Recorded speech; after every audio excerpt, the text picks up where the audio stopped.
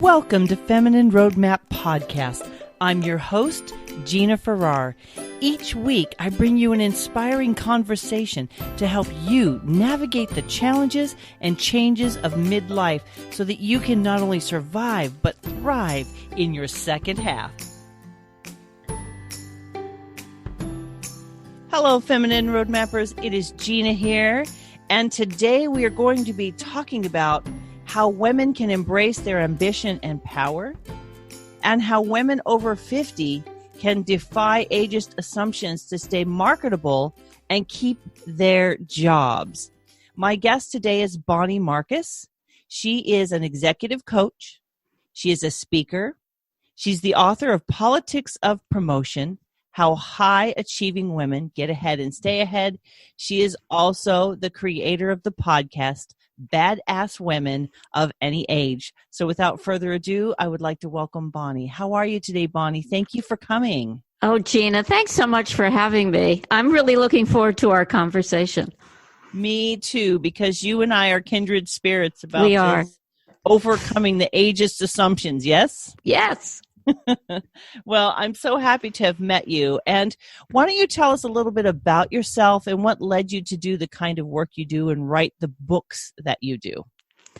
Well, I had a corporate career over 20 years where I started at an entry level and worked my way up to the C-suite. I was CEO of a national company. I kind of got into business by accident. I wasn't trained in business, but I had a master's degree in education. I was a teacher when I got a divorce and I had two young children and I had to figure out, well, how am I going to pay the bills? So, I interviewed for a 9-to-5 job, which is really what I thought would be ideal. I could be with my kids and not have to worry, after work. And my first interview turned me down and they said, you're way too qualified and you're going to be bored. And it was for a medical secretary job. But 2 weeks later, they called me back and they said, we're starting this brand new joint venture with a management company and we're opening up a cardiac rehab center and we need somebody to run it. They're going to be about 30 docs and the management company is going to be here in a couple of weeks to interview, and would you do that? And I was like, oh, yeah, sure. And I didn't have any business experience. I just got divorced. I wasn't sure about even balancing my checkbook at the time. But I went into this interview, and I think I landed it because I told them how much I valued cardiac fitness. I was an aerobics instructor, and somehow that appealed to them. But also that my dad had a heart attack when he was 57. And I knew all about the cardiac rehab industry and the importance of it, and it really was aligned with my values. So they gave me that job, Gina. And they taught me the business, and in a year and a half, I was running 11 centers for them up and down the East Coast. And that was the start of my business career. And my business career in corporate, as I said, lasted about 20 years. And I was very successful in navigating the workplace.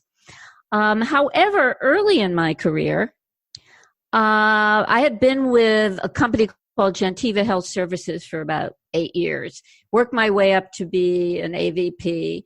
Company reorganized, got a new boss. There was a VP position open, and I threw my hat in the ring because I didn't think there was anybody more qualified, and there wasn't,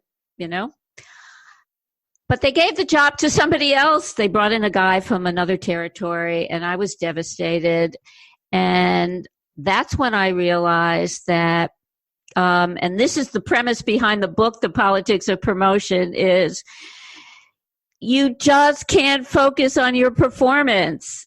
It's not just about the work.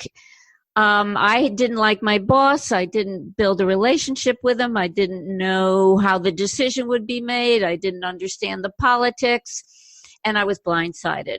And so I wrote that book because I wanted to make sure that all women who feel that politics is dirty and I'm not going to get involved in that stuff and it's manipulative and all that, that you really need to pay attention to what's going on, around you. I started my business, Women's Success Coaching, in 2007 with the mission to help women build visibility for themselves, learn how to advocate for themselves, and position themselves for success. Because I recognized in my career in corporate America that so many talented women were passed over because they hesitated to create that visibility for themselves. They didn't talk about their accomplishments. They were relying on their good, hard work. And so I started that coaching business in 2007, wrote the book Politics of Promotion in 2015, and here we are. It really is amazing how we are wired to minimize or to just kind of avoid talking about ourselves and our accomplishments as women. Yeah, we get these messages, I think, when we're growing up, that we need to wait to be recognized, that we need to be humble, that bragging is bad. And so that causes us to pull back. And we really believe that, well, if we're doing a great job, somebody's going to come along and recognize us. And the fact of the matter is everybody's too busy these days. If you don't let people know what you're doing and how you're doing it, you're off the radar. You just simply are. We have been taught, we have been given messages that all of that is bad. Mm-hmm. And I'm not sure that, my brother got the same message that I did. But nevertheless, as a woman, I certainly internalize that. Yeah. And I find that with most of my clients, they have the same issue. They know they're doing good work. They know they're qualified to get promoted, to get ahead, but they don't know how to position themselves to do that. So what is the mindset shift that has to happen for women to get from what feels comfortable and natural and, quote, appropriate, to doing the whole self-promotion and putting themselves out there to really become a player in the game? Well, self-promotion has a lot of negative connotations. It's funny because people will hire me to do workshops or talk about this, and they'll say, well, let's not put self-promotion in the title. Let's use advocacy or something like that, Self-promotion has a bad rap. And I think we need to first reframe that to be, how can I create some credibility and visibility around what I'm contributing to the organization? Very many of us have been taught this elevator pitch about the best way to tell somebody how great we are. I hate elevator pitches. And most people, somebody comes up to you and they give you this elevator pitch and you're at a meeting, you're like, you're not really interested, right? You completely tune it out because it's all about the person who's delivering it, right? And most people, this is human nature, most people want to know what's in it for them. So I reframe this by helping women understand what their value proposition is, and that is how your work contributes to positive business outcomes. It's not, Gina, I'm Gina. I'm like really great at coaching and this podcast and, here I am, hear me roar kind of thing. It's about how your work will be in service or help others. So if you're in a corporate setting, understanding your value proposition is how you can help that organization, your manager, your team, based on how you do your work. It's really powerful. People are interested because it's about them and how you're going to help them. And it it gets rid of all the crap about bragging, because now you're in service based on who you are and what you do. You're in service to others. So I've really been teaching that self-promotion approach since I started my business in 2007. And it's very effective. It's a great shift, really, because as women, we tend to live our lives in service, right? Mm-hmm. So it's really just an extension of that service to a different group of people, not our family. Now we're talking about how are we contributing to a greater organization outside of our intimate world. So it sounds like you're pretty much just doing the same thing. You're just talking about it. Right. It's focused on how you do the work, how you get results, and those results, rather than talking about, what a smart, analytical, strategic person you are, which may be part of your value proposition, but how does the fact that you are analytical, how does that help you get great results? Mm. And there's a whole chapter in my book, The Politics of Promotion, about how to figure out what that value proposition is. It's not easy. It's not your job description. And so there are a couple of exercises in that chapter to help you figure out what that is and to help you communicate that in a way that's effective. Yeah. Do you find that once women get a handle on it's not selfish or self-centered, it's actually more of how do you fit into the organism that is wherever you're working, does that help them shift? Oh, yeah. As a matter of fact, when I do these exercises as their coach, and we finally get to what that value proposition is, it's like, oh, wow. It's like a big aha moment that gives you confidence, and all of a sudden you recognize that value, and it's empowering. I was working with a client the other day who's a COO in a company that's going through a lot of chaos and transition. They just had a merger, and people are kind of bumbling around, and they don't know their place, and there are a lot of strong personalities. And we went through this whole exercise on the value proposition and came up with kind of like a simple value proposition is she's the glue that holds this organization together. Now, how she does that is by building strong relationships of trust, and people really want to follow her. She's got a lot of influence. But in this time, how is she going to help the organization move forward? She's the glue that holds all these different moving parts together. So it takes a while to get there, but once you identify what that value proposition is, she was like, oh my God, yes, that's me, And then she knew immediately how to help the organization, how to help the new CEO, how to help the team go forward. Very cool. Now, how does this impact midlife women? Because I was sharing before we hit play that I have a friend who didn't even start working in the technical corporate world until after 50.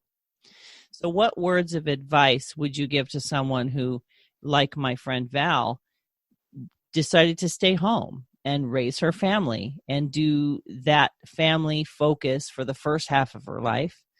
How do you jump into the game when what you've done is intrinsic? It's very intrinsic to do what we do at home, and really understand what your extrinsic value is. Well, I think it's important for anybody, but especially as you're in midlife, to reconnect and to focus on who you are and know who you are. Your value proposition can transition, not just the work arena, but also how you've raised your children, how you volunteer in the community, how you are perceived in that community, how you get things done. Mm-hmm. And I think that it doesn't matter whether you've got the formal job description or your job description is that you are, a stay-at-home mom, or you have all these extracurricular volunteer things that you're doing. I'll always tell my clients who are looking for a job and haven't been employed for a while, are you volunteering now? If not, you should. But, get on a committee where you have some leadership abilities, where you can show your talent and show your value.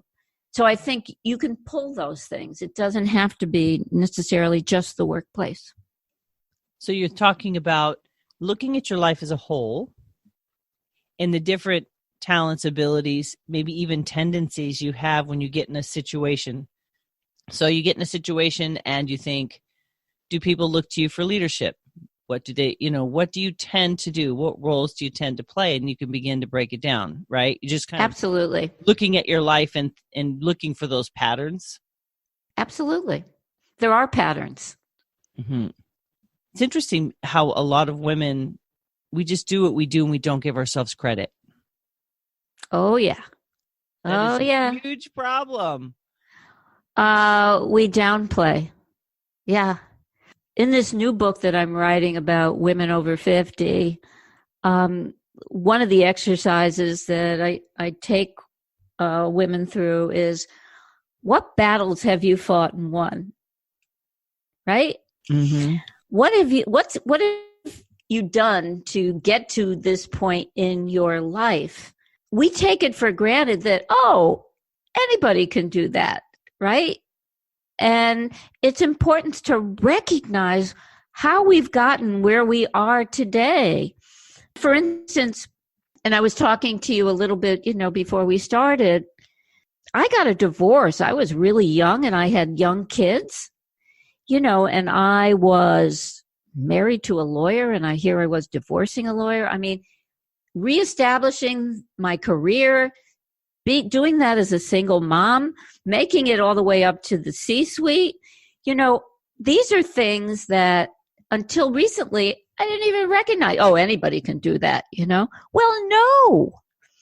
So it's time to focus on you and take a good hard look at your journey and where you've been and what battles, big and small, what battles have you won? What does that say about you? Mm. Because we sometimes, this is so true of women. We just think, well, we do it, we do it, and everybody can do it, and all women can do it. And that's not necessarily true. You need to give yourself credit for where you are, how you've gotten to where you are today. Really, really important. Great questions someone could ask themselves to kind of start that ball rolling if they've really never acknowledged themselves. How does that process begin? Are there some questions they can ask themselves to kind of start to move in the direction of acknowledging themselves? One thing that I recommend for all my clients is to keep a success journal. Mm. And at the end of every day, write down, make at least one entry, big or small, of something that you accomplished that day. And at the end of the week, review it and say to yourself, what does this say about me? Because again, we take it for granted. We lose sight of some of our accomplishments. And if you are currently employed, this is a great way for you to keep track of all your accomplishments during the year. And then when you got to do your performance, your self-review, you can look back and say, I forgot that. Wait a minute. I really did a lot to set the stage for that big sale or, whatever, bringing on that client. We tend to forget about all the little steps on the way and how we contributed. So one thing that I was told a long time ago is that there's something called the Velcro Teflon syndrome. Have you heard of this? It sounds familiar, but please explain it. So you're driving home from work, right? And you're thinking about your day, and chances are you are beating yourself up about something. Wow, I shouldn't have said that in that meeting, or I should have said that. I should have volunteered for this. I didn't do this. We should all over ourselves, Yes. The saying goes. Rarely do we say drive home and say, whoa, pat ourselves on the back. What a great job you did. You brought up that point that was so important that you did that and da-da-da-da. So the point is that what we Velcro to us, what sticks, are all the should haves, and what we're our own worst critic. What we didn't do well enough, we're not smart enough, we're not good enough. But what rolls off us like Teflon is all the good stuff. And we forget about it. And so that's why the success journal is really important, because you want to build new neural pathways in your brain that support the positive. And the success journal is a great way to do that. And you could even take it a step further. And at the end of the week, when you're reviewing it, write out a positive mantra that you can keep in front of you about some of your accomplishments or your value or your mindset. All right. Now you're hitting on something I could talk about for days. Let's talk a little bit about mindset. Mm-hmm. Share with me your perspective on the mindset that's necessary and some of the mindset tools that women need to employ in order to get to this place where they can acknowledge and be comfortable with communicating their own value. This is a huge topic for me too, Gina, because I see how we sabotage ourselves very often and hold ourselves back. I'll often tell my clients, look, I can show you how to self-promote, how to build a network, how to navigate office politics. But unless you get rid of all this crap in your head, all this negative chatter, you're not going to do any of it. So let's start there, right? So it is really, really important. We tend to be very externally focused, and social media supports all this. We're looking at how everybody else is wonderful. They're achieving all these great things. And we rarely take the time to look within and really explore what's wonderful about us.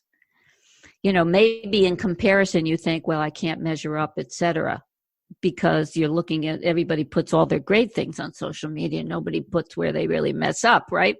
So the effect is that we really keep ourselves small. We really knock ourselves down. We're our worst inner critic for sure. A great place to start is to understand what your story is. And one of the exercises I do with my clients is to have them write, what is the current story you're telling yourself about yourself? And I said, okay, now I really, really want you to be honest about this, right? Not what you think I want to hear, but what is that story that you're telling yourself? If you need to, unplug, you need to pour a glass of wine, put your feet up, however you get to the real honest story, do it. And then take a good hard look at that story and say, is that story serving me? Mm-hmm. Because chances are it's not. And I've been doing this with my clients, and Gina, it's amazing some of the stories we tell ourselves about ourselves. It's pathetic. And obviously the second part is to say, well, does that serve me? And if it doesn't, rewrite a positive story in the present tense about who you are and what you're doing in a very positive light, reframing it. We make assumptions about ourselves that become our belief system, and they become really powerful if they're not challenged. And it's the story will reveal some of these assumptions, or you can actually write out what some of these assumptions are and then look to reframe them. Mm-hmm. But once we believe something about ourselves, this is human nature, we will look everywhere for validation that that assumption is true. So say we think, well, I'm not smart enough. We will look for validation at work every day that we're not smart enough. Somebody else said something smarter, somebody did this, somebody did that. You raised your hand and people didn't recognize you, whatever. We're going to look for that validation. It's like a magnet.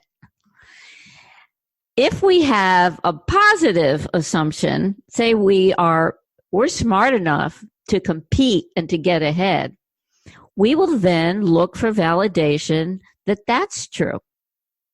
So in terms of mindset, it's about shifting from what the story is, what the assumptions are that we have about ourselves, and reframe it in a positive way and begin to look for validation every day that that positive belief is true.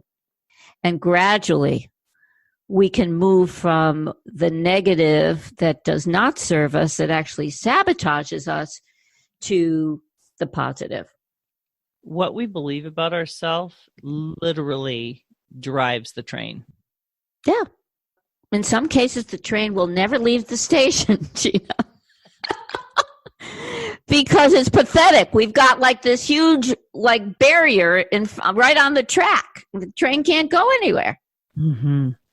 And it's important to see it that way. I don't think, we often do. When I look at the two books that we kind of talked about so far, talking about the politics of promotion, how high achieving women can get ahead and stay ahead.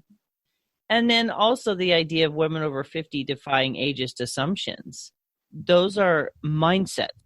It's less about what you can do, and it's more about who you are and what you deliver in the world. Because like you said earlier, we don't acknowledge what we can do because it comes so naturally to us. So have you ever employed the exercise of having maybe 5 key people in your life answer like a short questionnaire about you to kind of get a little bit of an outside perspective in case you just can't see it yourself? Absolutely. Absolutely. And, one of my coaching programs actually includes feedback interviews with either direct reports or colleagues or, your manager, one-on-one, because how you're being perceived and the value you bring to the organization is usually not on your own radar. And it is interesting to see how other people perceive you and what they're actually benefiting from by being in relationship with you. Mm-hmm. Yeah, very true. It's hard to be objective about ourselves. And sometimes we need somebody. And that's why, with the value proposition exercise, you really need to do that with somebody else. And the book will walk you through that, but it's really helpful. And in the workshops I do, we do this in a partner exercise so that somebody can challenge you and say, well, what does that say about you? Oh, well, I'm analytical. Well, how do you do that? And what does that say about you? To keep digging to really help us, because it's so unnatural for us to do.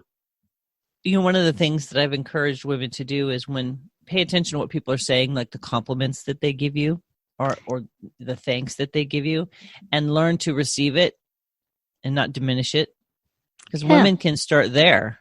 It's hard for us, but that's the whole Velcro Teflon thing. Mm-hmm. It's just we get these compliments, and it's like Teflon; they roll off of us. It doesn't stick because we can't accept it. We don't believe it. It's hard.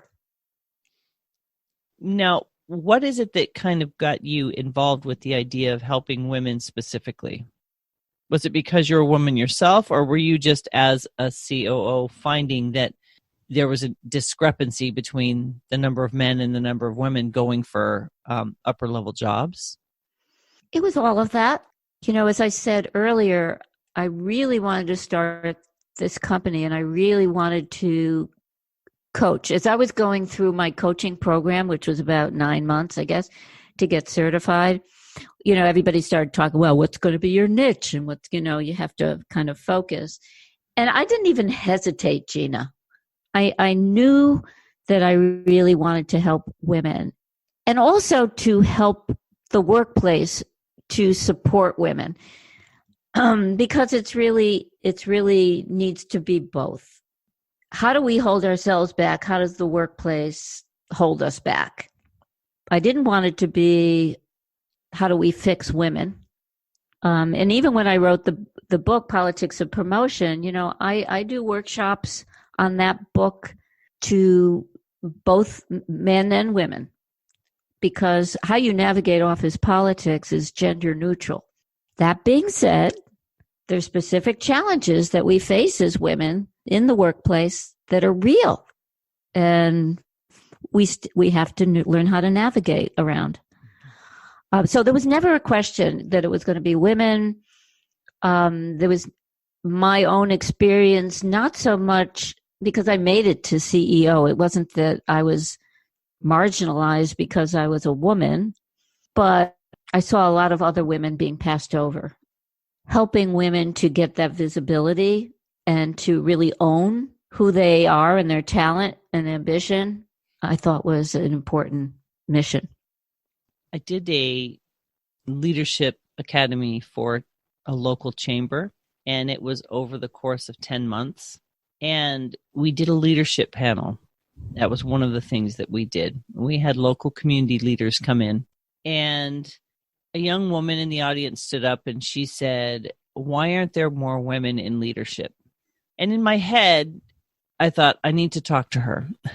So after it was over, I talked to her and I said, a better question would be, why aren't more women going into leadership? Because you're asking men, right? Why aren't women in leadership?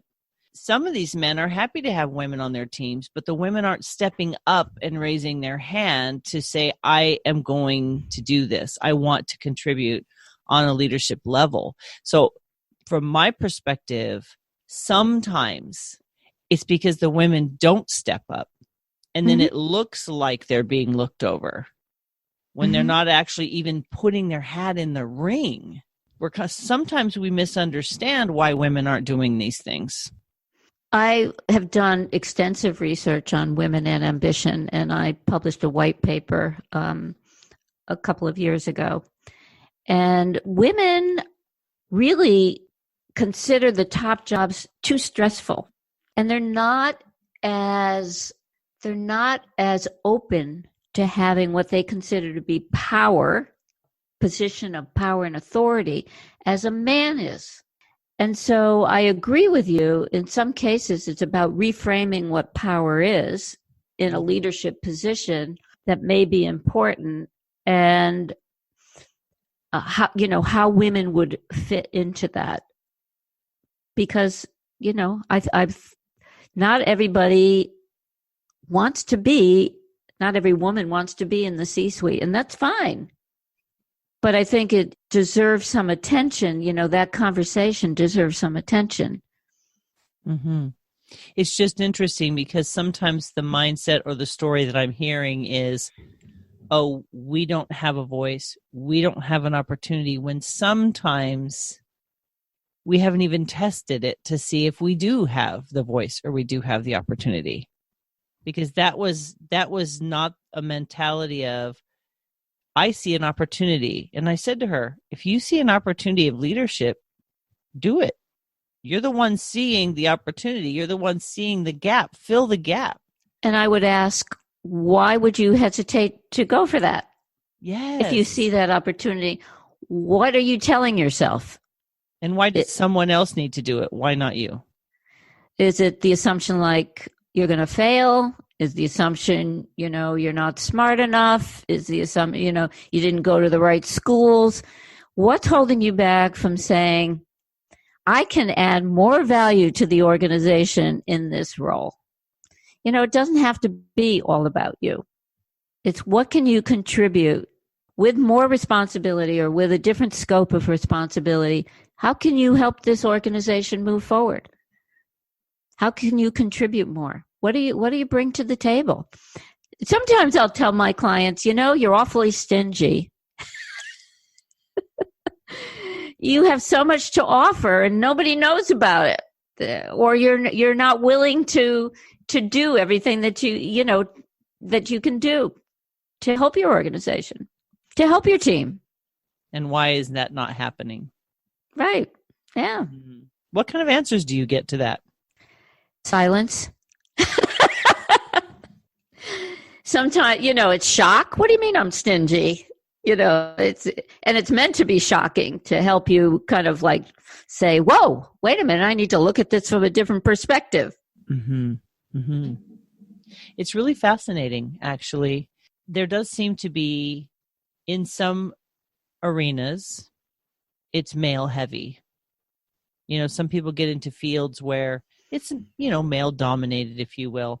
But I think I struggle with that conversation. I struggle with the conversation that, women are the victims, women are always overlooked. I struggle with that because I feel as though, while there may be some validity to it's a man's world, I don't like living in the world and accepting that as true. So I feel like, how can we empower women to, instead of focusing on that, how can we empower women to really think of where they can contribute and finding that place in the world where their voice is heard, maybe even finding out what their voice is in the first place?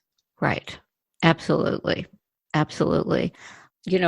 Talking about midlife women, I found that our assumptions about aging as women rule. We internalized our society's bias against older women, and we then keep ourselves small.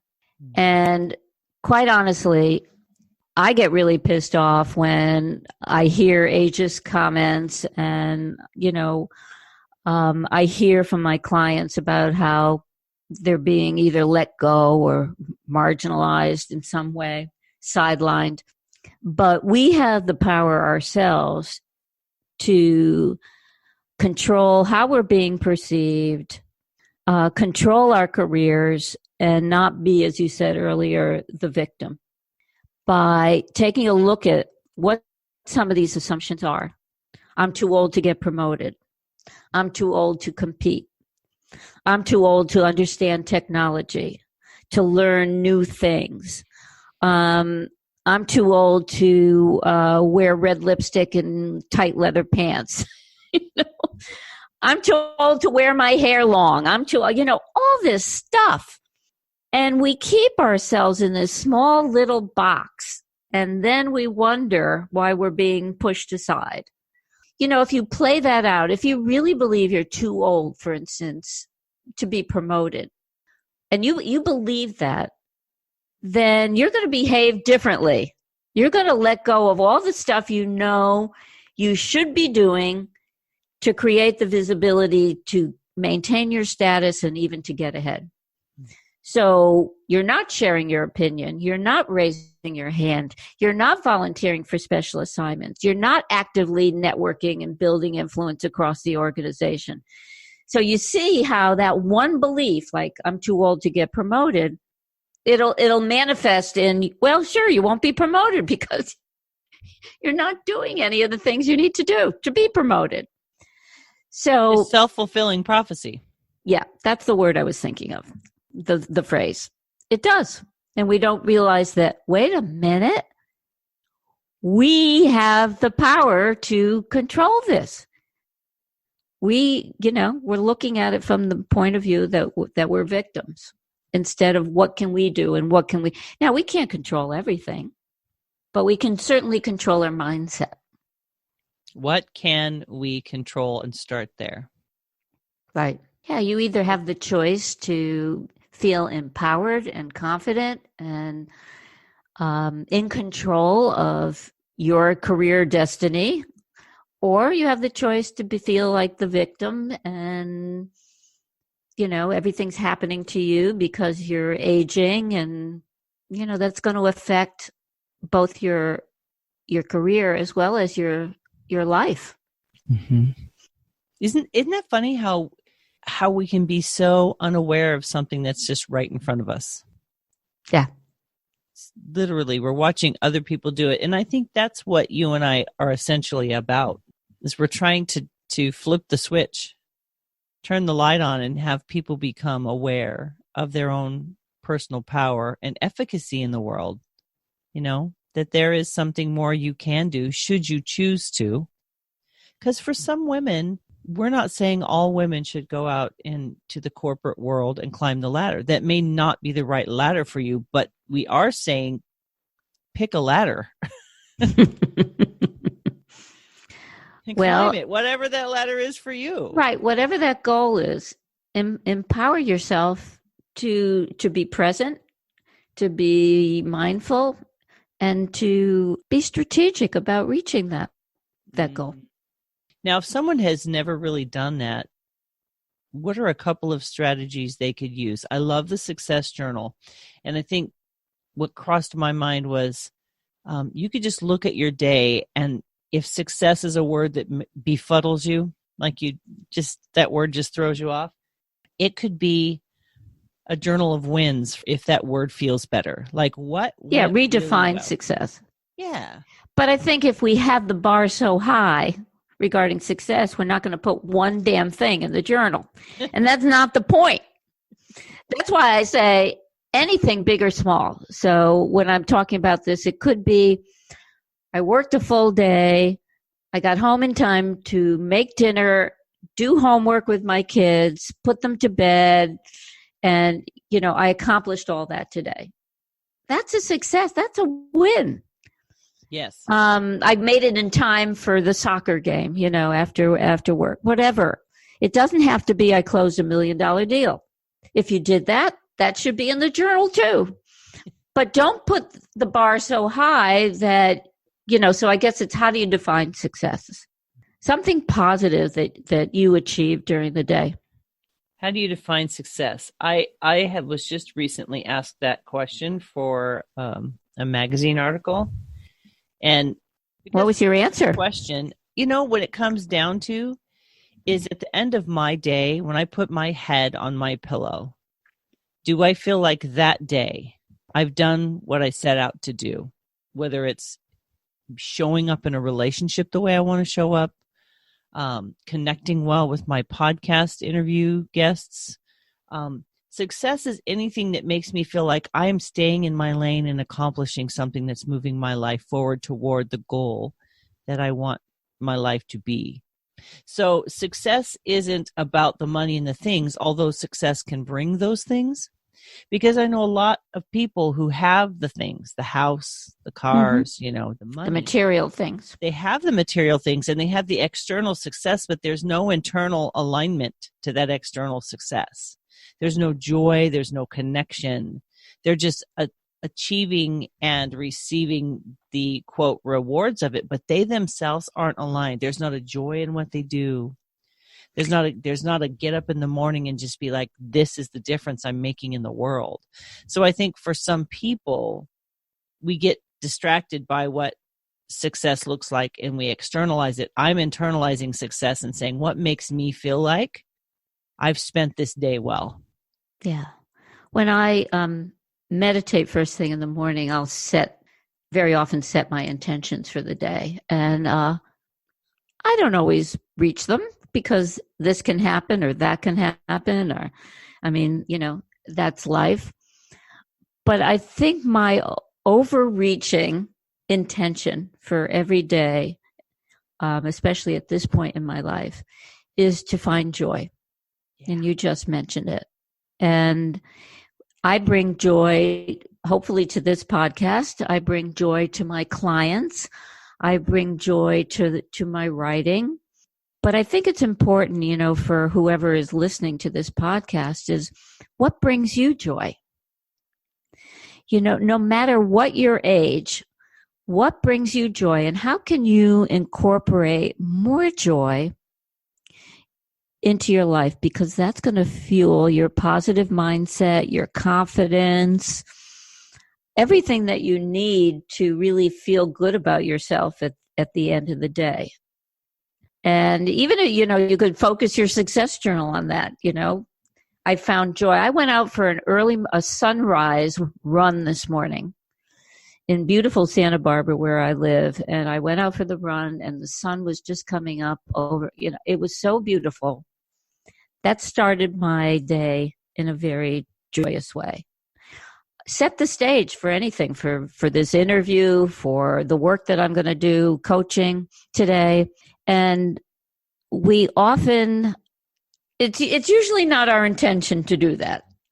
And I guess it's hard for some people. I don't know.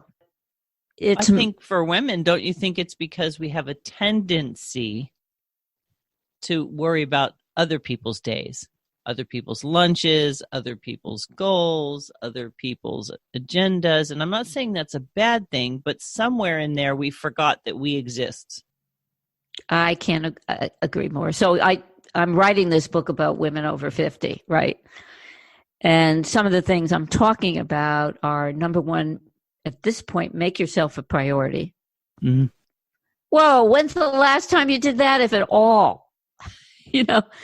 And to find joy. And it takes time. It takes time, Bonnie, for someone who hasn't done that work. It's not easy.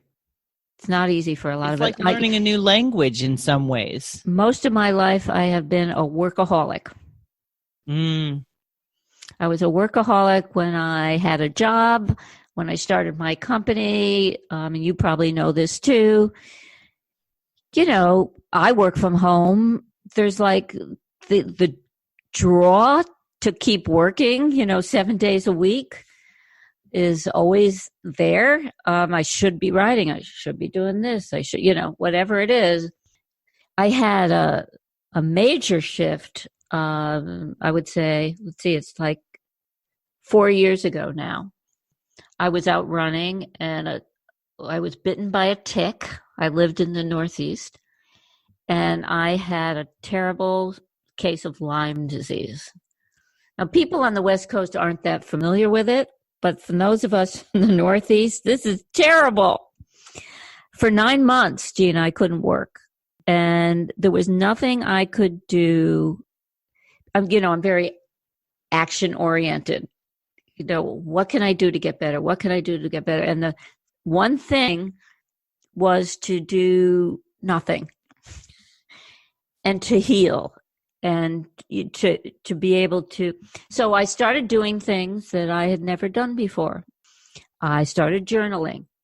I started meditating. I even bought a coloring book and started coloring. And it took me almost a year to kind of get back on track. But it took that to, kind of a shift through that illness for me to realize that it's not all about work. And that we all need to give ourselves the space to be who we are, to embrace who we are, whatever stage of life we're in, to really celebrate and honor who we are, and not keep knocking ourselves down and burning ourselves out by taking care of everybody else but not ourselves, and putting ourselves last. So that was a big shift for me. And then, of course, I ended up moving to California, away from ticks. However, I do go back to the East Coast a lot. I just have to be careful. There's a balance. Yeah. Between acceptance and growth, right? Because you mentioned seasons. The reason I started my podcast was because I'm in a season. A very, very busy, transitory, lots of changes, lots of responsibility, things I didn't see coming. And I thought, I can't be the only person that's wondering, what the heck, Yeah. So I really feel like midlife specifically is this interesting juxtaposition of accepting the season, but not building a house there. Finding a way to navigate it so that I don't get stuck, so that I don't become, this is the way it is, and never pick up my foot to take the next step. So there is a juxtaposition happening there, because there are certain things we do have to yield to. You got Lyme disease. There is not a ding dong thing you could have done to rush that, right? Right. And so we all have those things that come into our lives that maybe we don't like it. Maybe it's not our favorite. But if we can recognize that life is full of seasons, it's a journey. This isn't the destination that we're at right now. This is just a stop along the journey. So there's this okay, I'm here. What am I going to do about that? How am I going to engage with that reality? But then thinking ahead a little bit, navigating it with some creativity. Right. And the reason I started the Badass Women at Any Age podcast in the book I'm writing is because in a way, I think to navigate midlife and on, we need a little bit of that badass energy. Often think of a badass woman as somebody, who's kind of in your face and bitchy and, here I am, take it or leave it. But I read this great quote by Katie Couric, who defines a badass woman as somebody who's confident, who stands up for herself, who challenges the patriarchy and the hierarchy and isn't afraid to really challenge the status quo. And I thought, okay, here we are, we're 50 and beyond, and we're still working and we want to continue our careers.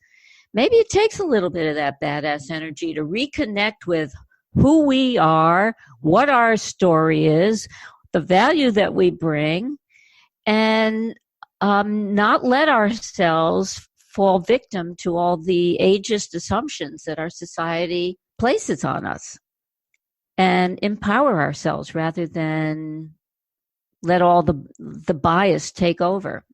Yeah. Yes, I wholeheartedly agree.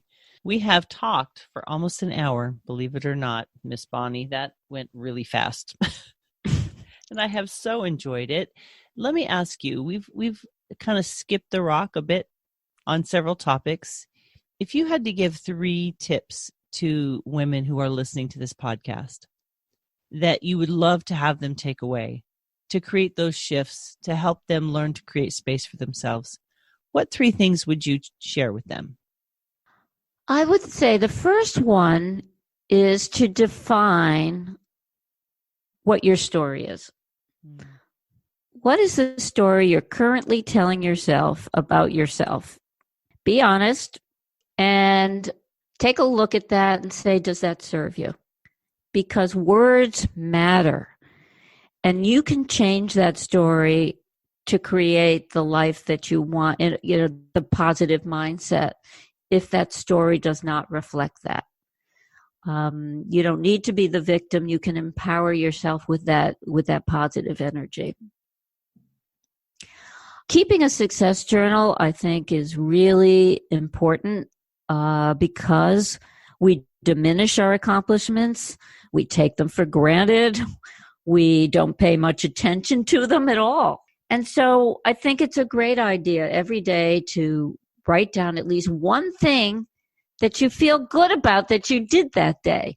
And as I said, redefine success. It doesn't need to be, some big, amazing deal that you closed or something. It's like, what made you feel good, that feel that you did something, you contributed today. And honor that, and then review it at the end of the week and say, wow, what does this say about me? We need to stay connected to who we are and what we bring to our family, our friends, our community, our workplace. What is, our contribution? Because we don't recognize ourselves as a contributor. And so, I think understanding who you are and your value is a really great way to own who you are, your talent, your ambition, and it's empowering. And that's where another person, like you said, comes in, getting outside perspective. If you really can't figure it out yourself, find people, healthy people. I always trusted people you trust. Yes. Who really know you. Mm-hmm. Yeah. In a workplace, you can usually ask a superior or a supervisor. You know, there's ways you can. You could ask a trusted colleague. Mm-hmm. Yeah. It's interesting. I'm sure you've done that. I've done that. And it's interesting to see how people perceive you. And it's eye-opening. Mm-hmm. Sometimes you might be aware, you know, you kind of have a feel that that's how you're choosing to show up if you're intentional and whatnot. But anyway, I want to thank you so much, Bonnie, for spending this time with me today, for sharing your mission and your passion with my audience. I really appreciate the way you show up in the world and just the fact that you are raising your hand and you're standing up and you're creating a space for women and holding that space for them until they can get up to speed and learn to hold it for themselves. Thank you, Gina. I've really enjoyed the conversation too. Thank you so much. Today I've been speaking with Bonnie Marcus. She is an executive coach of women's success coaching. She is a speaker. She's the author of Politics of Promotion, How High Achieving Women Get Ahead and Stay Ahead. She also has a podcast, Badass Women of Any Age. So you can find Bonnie and connect with her, her podcast, her book. Please head over to www.feminineroadmap.com/episode 140. I will have links to get you to her directly. And while you're there, please join my tribe. Just leave your email and your name, and I will send you a gift. As always, my friends, I want to thank you for spending this time with Bonnie and I. And we want to encourage you that you do have value. Your life means something. You're here for a purpose. Take the time to take the advice that Bonnie gave you today. Think about what is your story and is it serving you? Keep that success journal. Learn to value and hold a space for who you are and how you show up in the world. Share this podcast. Find a girlfriend to grab a cup of something wonderful with and sit down. Listen, share it, have a conversation about it. Lead the women in your lives toward greater purpose and acknowledgement of who they are and what they're meant to do while they're here.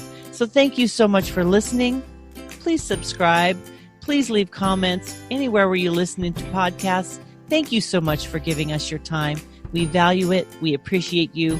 We love that you're here. We hope that you have a wonderful and successful week, my friends. Take care. We look forward to talking to you again next week. Bye-bye.